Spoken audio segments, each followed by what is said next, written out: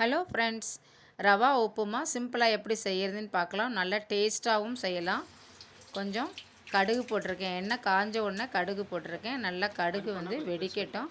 வெடித்த உடனே நான் பச்சை மிளகாயை கீறிக்கிறேன். கீறி அதில் போடுவோம்.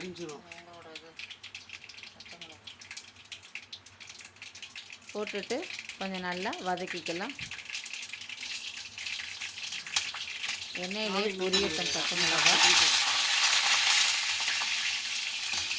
நான் இப்போ கொஞ்சம் முந்திரி பருப்பு போட்டுக்கிறேன்.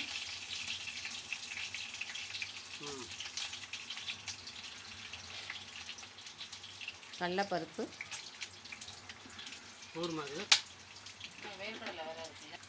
கொஞ்சம் இஞ்சி போட மாட்டேன்ப்பா, சின்ன சின்னதாக கட் பண்ணியிருக்கேன் இஞ்சியை. நீங்கள் வேர்க்கடலை இருந்தால் கூட அதையும் போட்டுக்கோங்க, நல்லாயிருக்கும். நான் கொஞ்சம் வேர்க்கடலை போட்டுக்கிறேன். இப்போ வெங்காயம் போட்டுக்கலாம். நல்லா வதக்கிக்கலாம். இந்த வெங்காயம் நல்லா வதங்கிறதுக்கு நம்ம கொஞ்சம் சால்ட்டு போட்டிங்கன்னா இன்னும் சீக்கிரமாக வதங்கும். தேவைக்கேற்ப சால்ட்டு போட்டுக்கலாம்.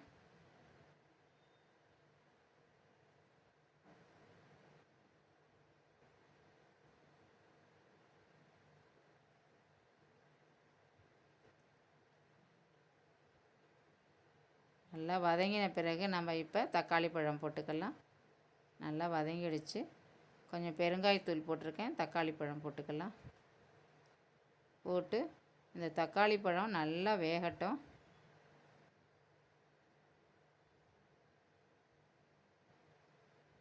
நல்லா இப்போ வெந்துடுச்சு. இப்போ நம்ம தண்ணி விட்டுக்கலாம்.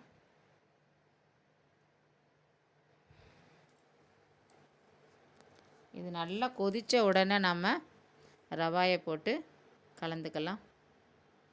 நல்லா கொதி வந்துடுச்சு. இப்போ கொஞ்சம் கொஞ்சமாக ரவாயை போட்டு நம்ம இப்படியே கலந்துக்கலாம். அப்போ தான் கட்டி இல்லாமல் இருக்கும்.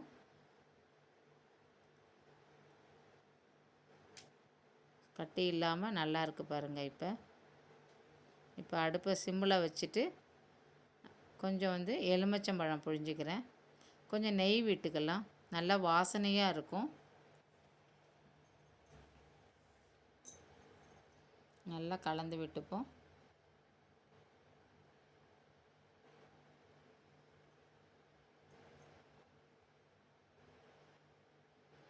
இந்த சூட்டிலேயே எலுமிச்சம்பழம் புழிஞ்சிங்கன்னா நல்லது, நல்லாயிருக்கும், கசக்காது, நல்லாயிருக்கும், நல்ல டேஸ்ட்டாக இருக்கும். அதனால் நான் ஒரு அரை பழம் புழிஞ்சிக்கிறேன்.